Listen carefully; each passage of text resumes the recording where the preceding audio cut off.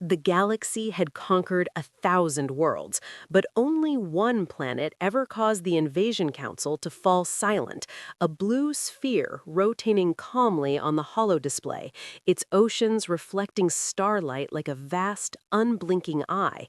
And that planet was Earth, classified at first as insignificant, a water-heavy death world whose surface was mostly liquid, whose continents were fractured and unstable, whose dominant species should never have achieved spaceflight according to every known evolutionary model, because no intelligent civilization was expected to rise from a world where storms could swallow cities, where pressure crushed steel, and where most of the planet was locked beneath kilometers of lightless water.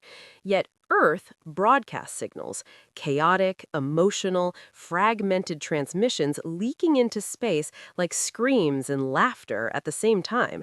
And the coalition of unified species, an empire that had erased oceans to make planets habitable, found those signals unsettling, not because they were advanced, but because they were reckless, defiant, alive. And when orbital scans began, analysts noticed something strange almost immediately, something that didn't match the pattern of any previous conquest. Because human cities were not concentrated safely inland, as logic dictated, but clung desperately to coastlines, perched on fault lines, battered by tides, rebuilt again and again in places where nature repeatedly tried to erase them. And even more troubling were the scars beneath the waves, vast shadows stretching across seabeds, geometric outlines too precise to be natural, buried so deep that pressure alone should have reduced them to dust. Yet they radiated heat, energy, activity. And when one junior analyst asked why a surface-dwelling species would build anything that deep, the room left, dismissed it as abandoned ruins, relics of a failed past, because the coalition knew oceans as graves, not sanctuaries. And so the vote was unanimous. The invasion approved. Orbital fleets aligned, weapons charged, and at dawn over Earth, fire fell from the sky. Satellites shattered into glowing debris, skies ignited, cities burned, communication networks collapsed in minutes, and every metric of conquest suggested an easy victory. Yet almost immediately, something felt wrong, because instead of mass panic, instead of chaotic dispersal, human movement patterns shifted with eerie coordination. Evacuation corridors didn't flow inland or toward mountains or underground shelters as expected. They flowed toward the sea. Highways jammed not with refugees fleeing water, but racing toward it. Naval ports didn't explode under bombardment because fleets had already departed, sliding beneath the waves in disciplined silence.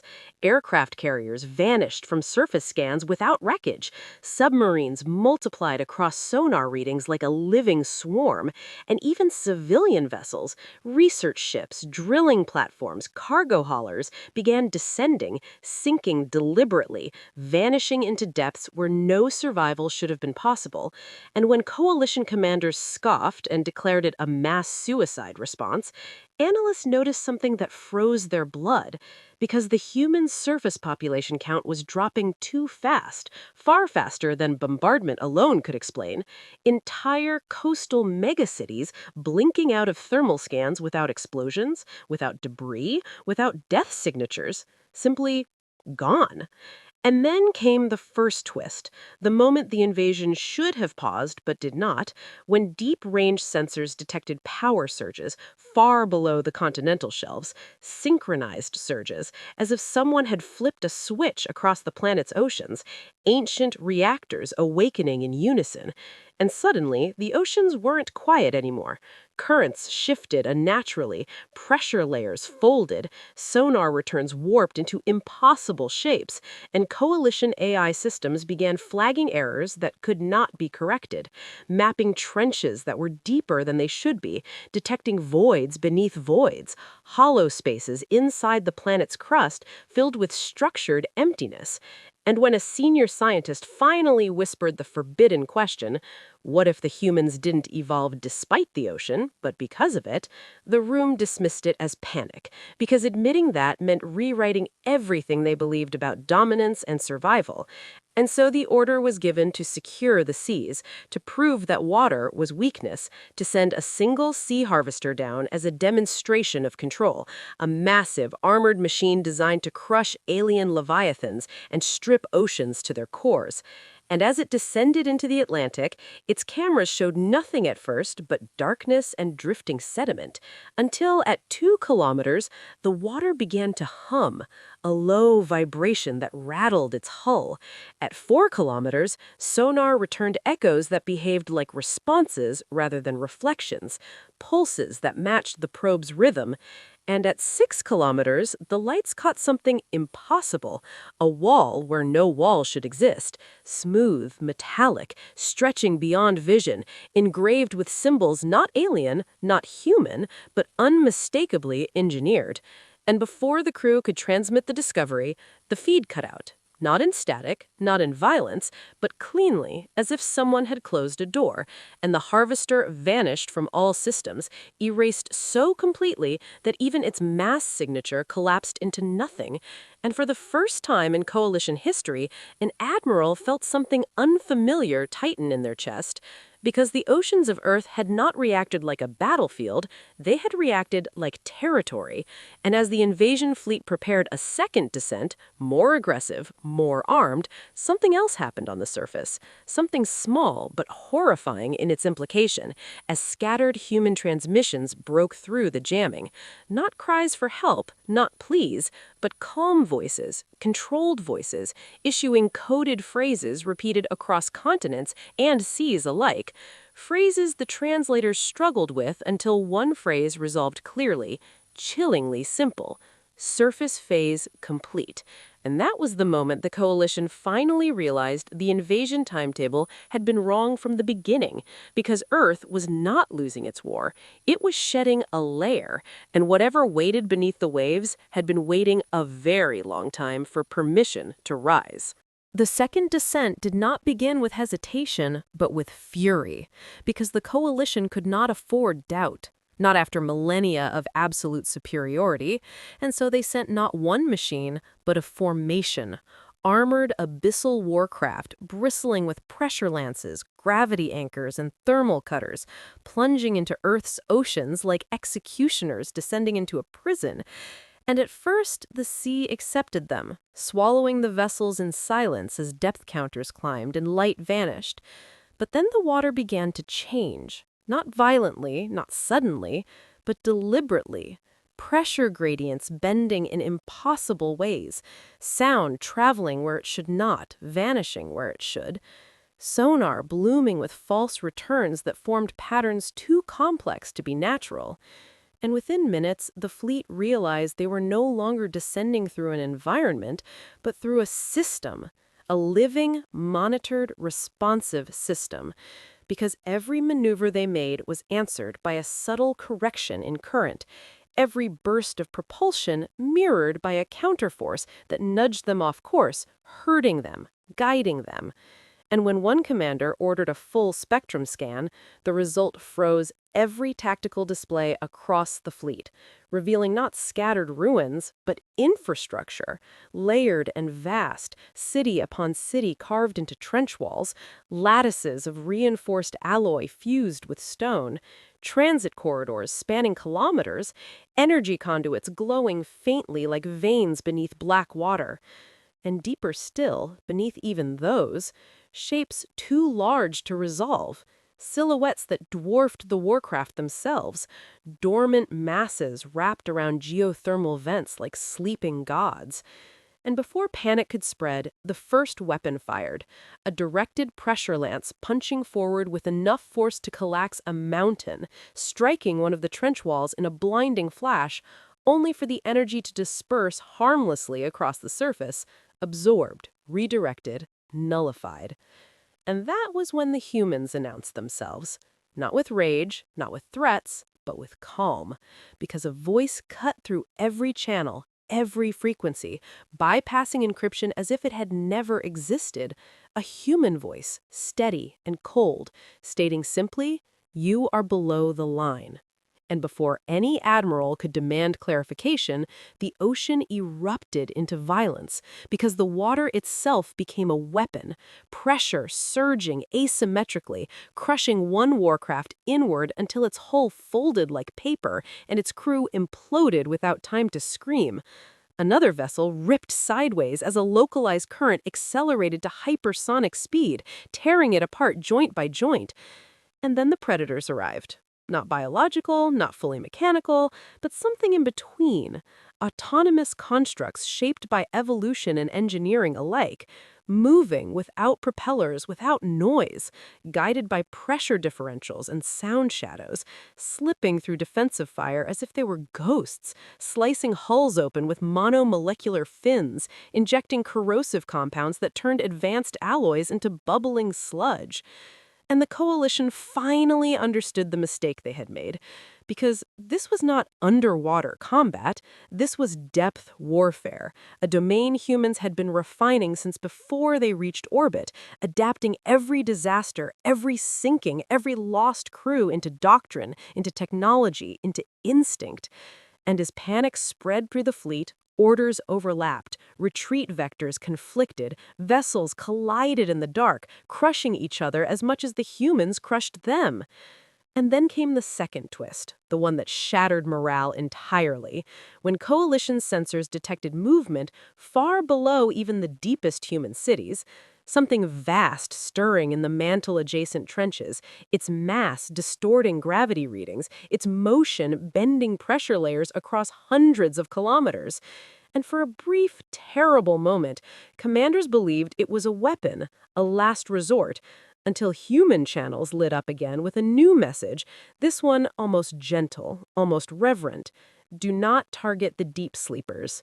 And the realization struck like a physical blow because the humans were not commanding that presence, they were cooperating with it, coexisting with something ancient, something that predated not just humanity, but possibly the planet itself. And as one terrified admiral demanded to know what it was, a human scientist answered with quiet honesty, "It is the reason we learn to fear the ocean before we learn to love it." And then the sleepers began to move, not attacking directly, but shifting, displacing water volumes on a planetary scale, generating pressure waves that rolled outward like silent tsunamis, crushing coalition vessels no matter how far they fled, because there was no safe depth, no stable layer, no neutral zone left in the ocean. Every meter of water now hostile, controlled, aware. And amid the chaos, human submarines emerged from concealment. Not sleek or elegant, but scarred, asymmetrical, covered in repairs, machines built to survive failure rather than avoid it, firing not energy weapons, but kinetic penetrators designed to exploit pressure differences, turning the sea itself into a multiplying force, each impact triggering cascades that ripped enemy fleets apart from the inside. And as the coalition attempted to pull back toward the surface, they found it denied, because above them, the oceans had sealed, massive mobile barriers rising from the seabed, pressure domes locking entire regions into kill zones, and when Surface Command demanded to know why the humans hadn't used these defenses earlier, the answer came back brutal and simple, because you hadn't committed yet. And in that moment, the invasion was no longer a campaign, but an execution, as human forces advanced methodically, cutting off escape, isolating survivors, broadcasting one final message into the depths in every known coalition language. This is not extermination, this is correction. And then silence followed, broken only by the sounds of metal tearing, pressure collapsing, and alien crews dying alone in a darkness they had never trained for. Because the truth, finally undeniable, was that Earth's oceans were not a battlefield humans had adapted to, they were an inheritance humans had earned through pain, loss, and relentless defiance. And the coalition, in its arrogance, had stepped into a realm where humanity was no longer the underdog, but the apex force. And far below, as the last alien warcraft went dark, the deep sleepers settled once more, the pressure stabilized, the currents calmed, and the oceans returned to their ancient silence. as if nothing had happened at all. By the time the last coalition warcraft died screaming in the crushing dark, the invasion should have ended. Yet something far worse began to unfold. Because the destruction of the alien fleet was not the climax, but the signal. A planetary-scale disturbance echoing through layers of water and stone that had not been touched for millions of years. And deep beneath the human abyssal cities, beneath even the oldest trenches mapped by terrified pre-space civilizations, the pressure changed in a way no physics model could explain. Not a spike or collapse, but a loosening, as if the planet itself had exhaled after holding its breath for eons. And across every human installation, alarms began to whisper instead of scream. Warning systems designed for containment rather than combat, quietly escalating through color codes that had never once been used. And human commanders who had remained calm through orbital bombardment and mass extinction events went still, their faces draining of blood as they recognized the impossible readings scrolling across their displays. Because the deep sleepers were no longer dormant, and the lie humanity had told itself for generations, that the things below were passive, indifferent, merely ancient, could no longer be maintained, as gravitational distortions rippled through the water like thoughts forming in a dreaming mind. And the first sound came not through sonar, but through the bones of those who lived beneath the sea. A subsonic vibration so low it bypassed machines and resonated directly in flesh, causing nausea, vertigo, and an instinctive urge to flee that no amount of training could suppress.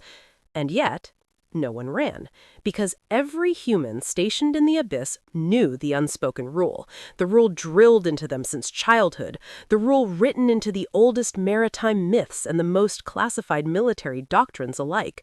When the deep stirs, you do not provoke, you do not retreat, and you never, ever speak first.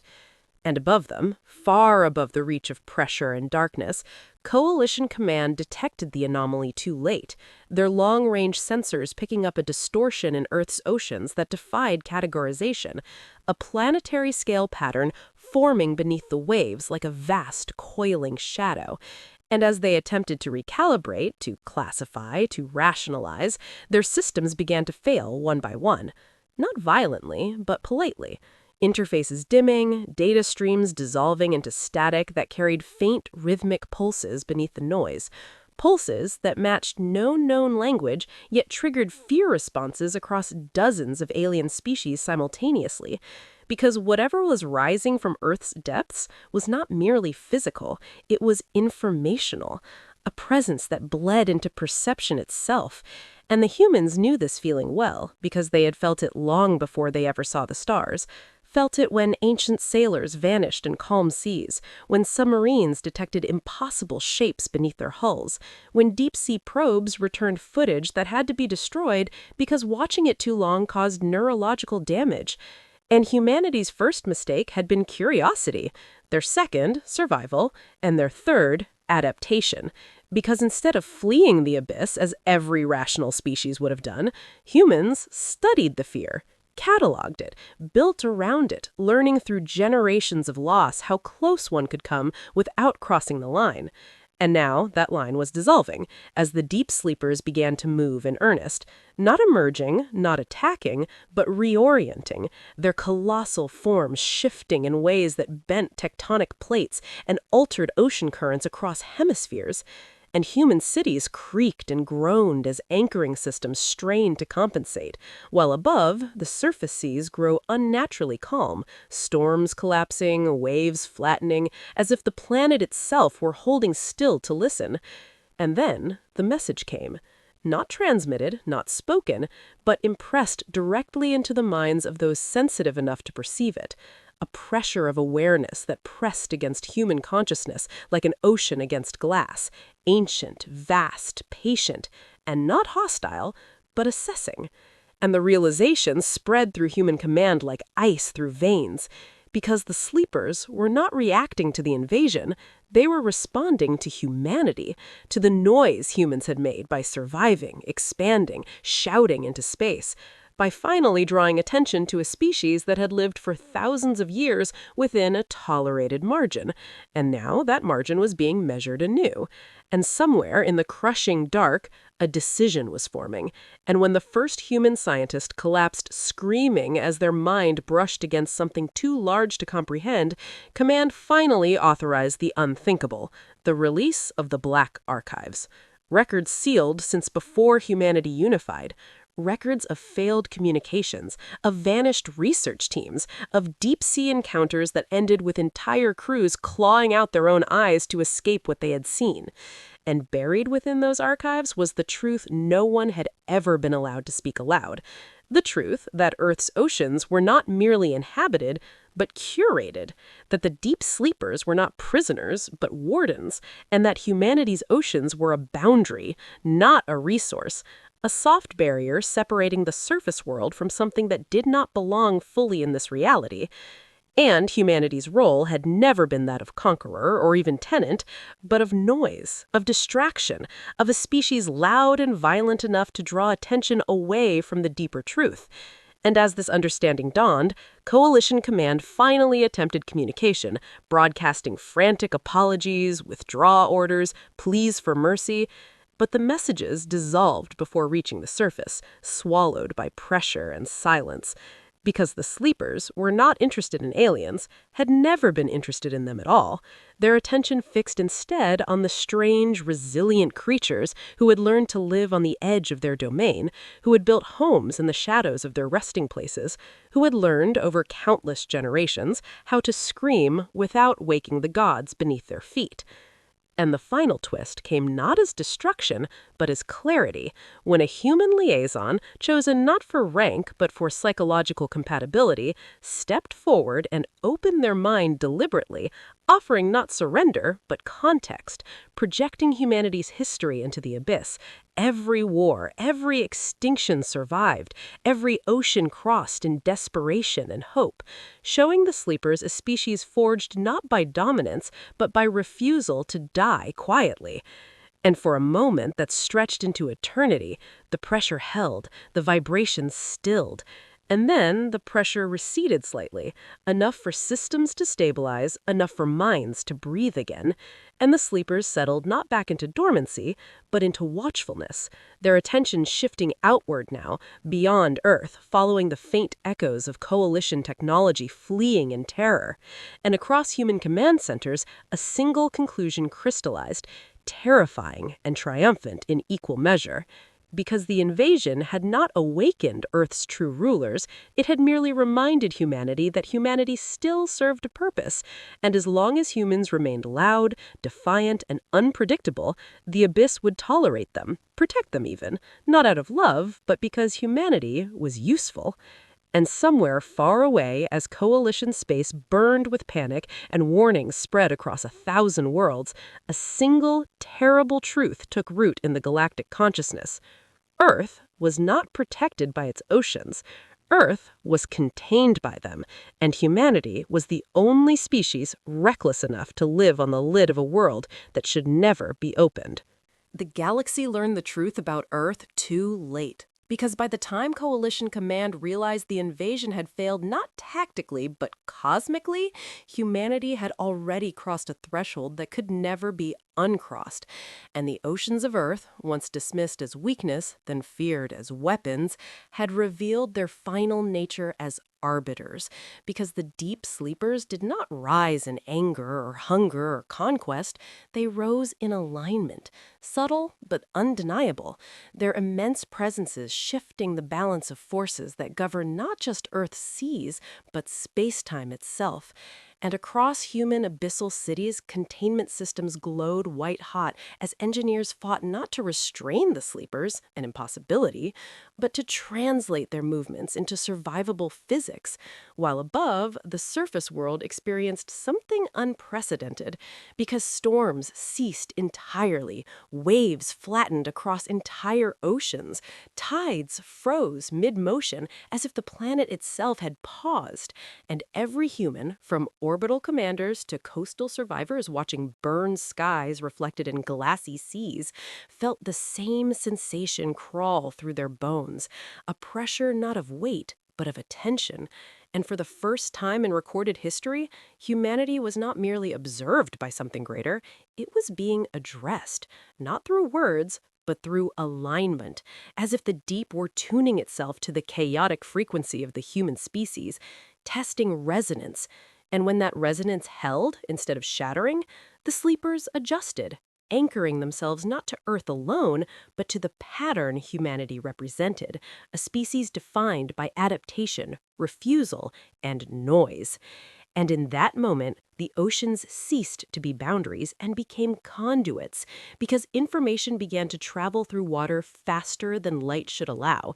Not signals, but impressions, warnings, echoes spreading outward through the hidden deep-sea corridors that laced not just Earth, but countless forgotten worlds, revealing a truth the Coalition had erased from history, that oceans were never accidents of planetary formation, they were seals, interfaces between realities, pressure-stabilized membranes designed to contain what could not exist safely in open space. And the deep sleepers were not unique to Earth, merely the closest to the surface, the most tolerant. And humanity, by evolving on a world dominated by such a membrane, had become the only known species psychologically compatible with proximity to the threshold. And so when Coalition remnants attempted a final, desperate strike, an extinction-class weapon launched from beyond the heliopause intended to fracture Earth's crust and boil its seas, the weapon never arrived, intercepted not by human fleets, but by a distortion that folded the surrounding space inward, collapsing the projectile into itself until it ceased to exist.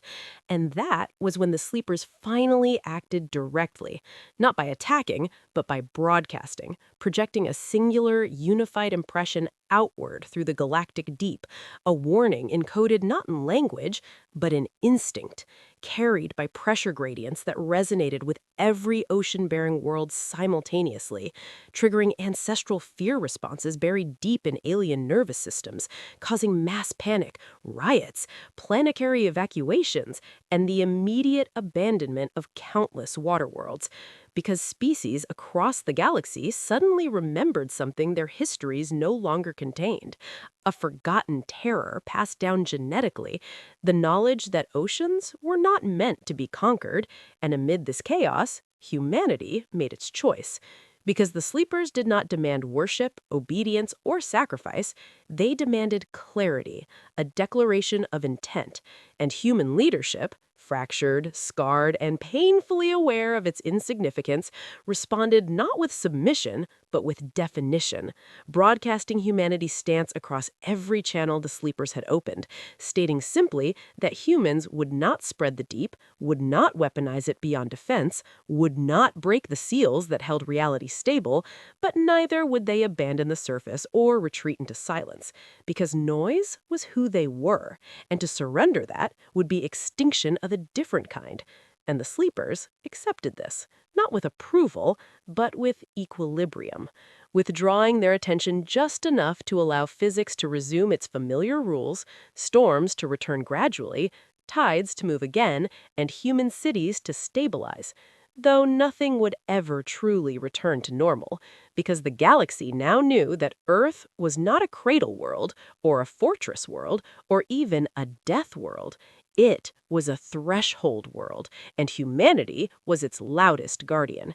And as coalition civilization fractured under the weight of this revelation, worlds turning inward, banning oceanic exploration, dismantling fleets built for dominance rather than restraint, a single final transmission emerged from Earth's oceans, not sent by humans, but carried through them, a message shaped collaboratively by abyssal minds and human consciousness, translated imperfectly into every major galactic language, delivered not as threat, but as statement of fact, declaring that worlds with deep oceans were not prizes, that curiosity without respect would be corrected, that conquest would be answered not by war, but by containment, and that humanity would remain where it was, on the surface of a sealed abyss, shouting into the void, daring the universe to listen.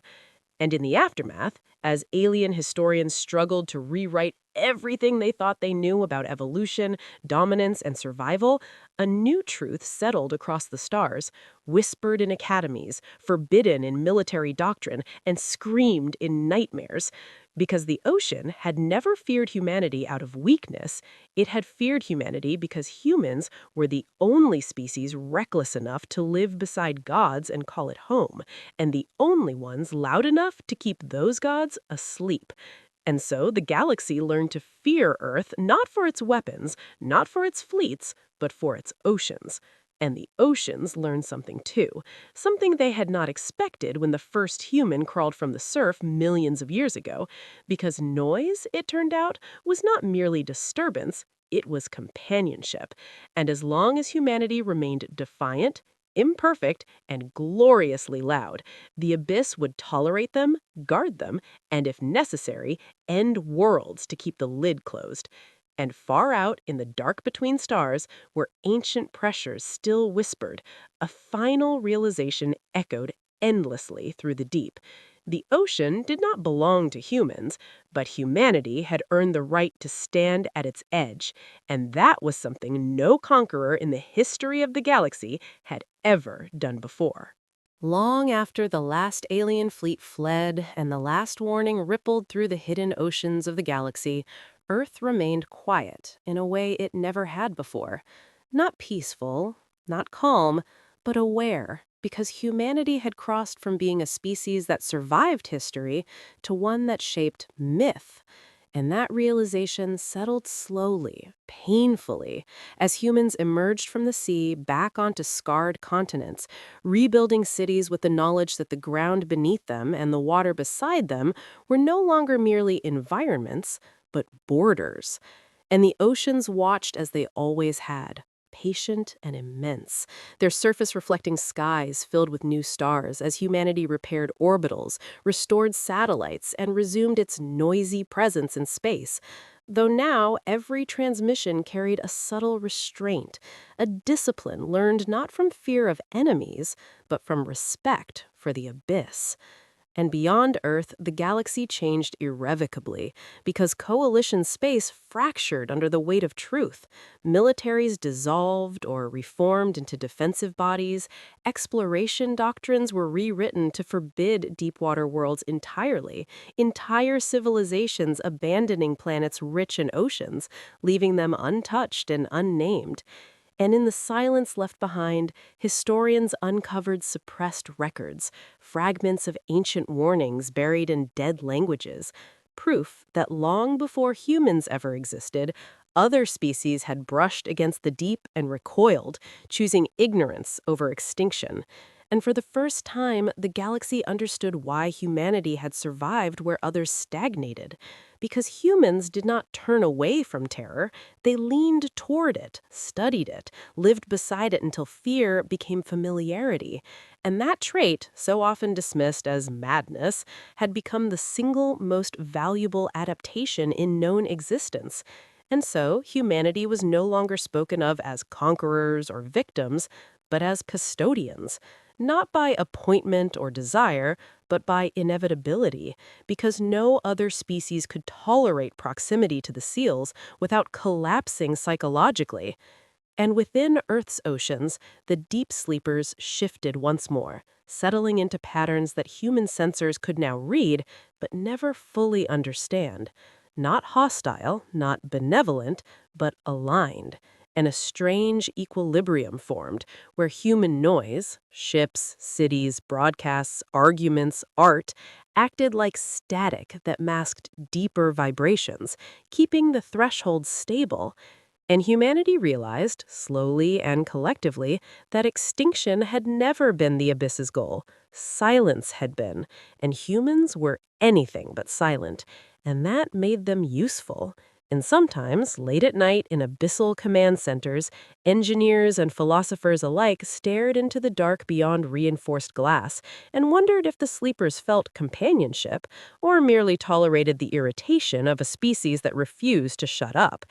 And far beyond Earth, as stars spun and civilizations recalibrated their place in the universe, one final message propagated quietly through academic circles, not as propaganda, but as hard-earned wisdom. A single sentence carved into the doctrine of the new galactic age.